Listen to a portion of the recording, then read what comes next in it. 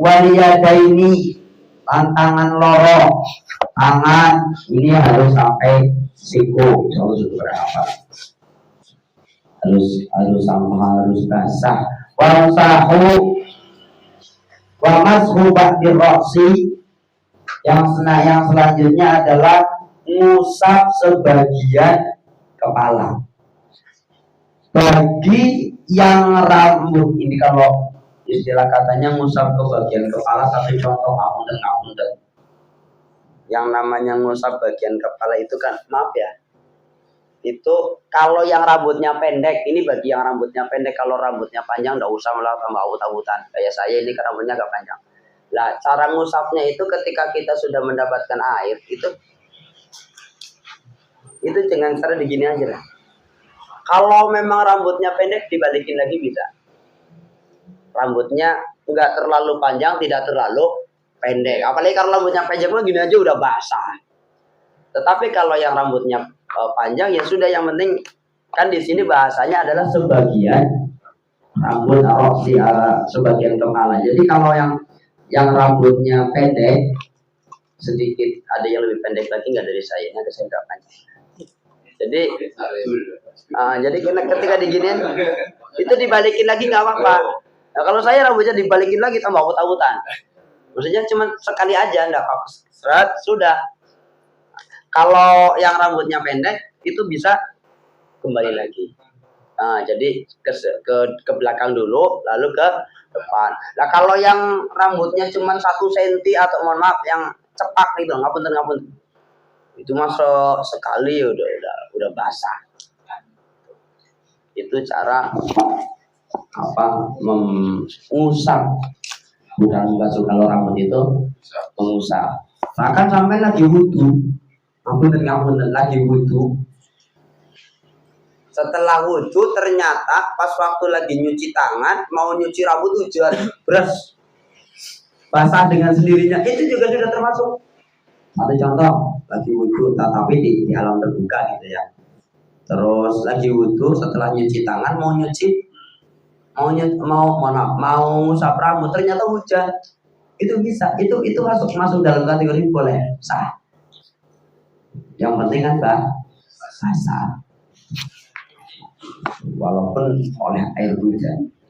Tetapi ya kalau memang sekiranya pengen di Abdul, ya pakai tetap harus diusap. Ini mas satu contoh waktu hujan. Wa ghuslir rijlaini, lan ngumbah sikiloro. Nah ini apunten nek wayahe wudu aja kayak anak-anak itu ketika wudu itu air ditendang-tendang doang gitu. Ngapunten kadang enggak. Wong wudu kayak gini, maaf. Nah, yang dikhawatirkan, yang dikhawatirkan ya tungkak sudah jelas. Ini namanya apa ini? Enggak, ini apa ya? Urat ini namanya apa sih? Nah, itu biasanya kalau wudu kayak mau bocah sing kayak tendang-tendangan itu enggak bakal basah. Makanya orang dulu itu ketika ngajarin wudu itu tidak sampai polok loro atau mata kaki. Dianjurkan wudunya itu sampai lutut atau minimal ya betis lah. Itu dengan harapan kehati-hatian orang dulu agar bagian belakang yang paling sangat riskan itu bagian belakang itu tadi, karena bahannya cuma tendang-tendang tapi piye. Makanya itu sangat riskan, makanya dianjurkan kalau bisa sampai lutut. Orang dulu kan seperti itu. Orang dulu kalau ngajarin sampai lutut kamu itu. Ketika buka kitab di sini nggak ada bahasa sampai lutut, ternyata sebagai bentuk kehati-hatian. Makanya begitu juga orang yang ngapunten kalau ini laki-laki atau mohon maaf kadang sampai nyampe sini. Itu boleh disunahkan itu dengan khawatir kalau tidak ini enggak, ini kan biasanya jarang kena air. apa ya bahasanya, belakang ya sikut, tapi bagian belakang itu biasanya jarang kena air.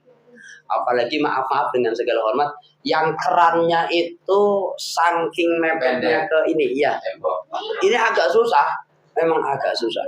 Wis mepet ke tembok, ngalirnya maring tembok. Itu kadang ada yang keran modelnya seperti itu ya, sebenarnya entah itu bagian cara masaknya atau apa sih, cuman kadang ngalirnya itu nggak ke bawah tetapi malah ke sini. Nah, itu agak susah buat wudhu, makanya harus hati-hati. Makanya biasanya kalau wudhu itu biasanya ada ditambah paralon kah atau apa, dengan harapan itu tadi memudahkan mereka-mereka yang mau wudhu. Makanya harus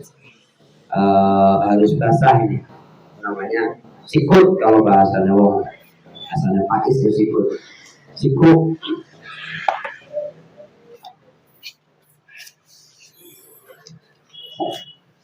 Selanjutnya Faghslur rijlaini ma'al ka'baini wa tartibul tartib.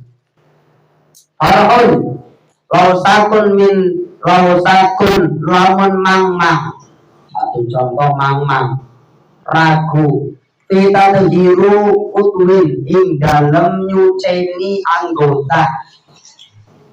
Tadi waktu nyuci apa namanya wajah ini udah kebasa atau udah kebasa belum ya? Nah ini mangmang, makanya kan mangmang itu kalau di persentase itu kan 50-50, 50-50. Ya.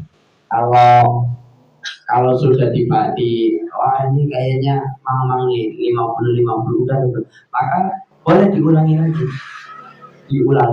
dari nggak diulangi dari niat, tetapi diulangi dari membasuh muka sampai tangan sampai selesai. Begitu juga satu contoh yaitu tadi tangan basah kayak ini kurang basah tadi sekunya harus diulangi. Kalau memang sifatnya adalah mangmang atau ragu-ragu, tetapi kalau yang zon prasangka itu di atas 50%. Prasangka udah basah, itu namanya prasangka, namanya zon. Makanya harus memahami hal itu. Kalau memang makanya kalau ngapunten kalau wudhu bagaimana caranya dilebihi itu dalam artian bukan berlebihan ya. Seperti tadi kalau memang menggunakan peci dilepas tidak ada masalah. Biar apa? Dengan harapan si wajah ini benar-benar kebasuh semua, terus rambut juga kebasuh.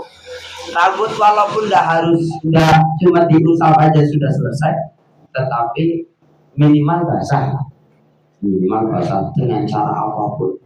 Itu kalau rambut. Nah kalau tangan harus basah. Selanjutnya kaki pun harus basah. Tuharahu wa ma ba'dahu au ba'da farahi lam yu'assir. Manakala bagaimana ketika sesudah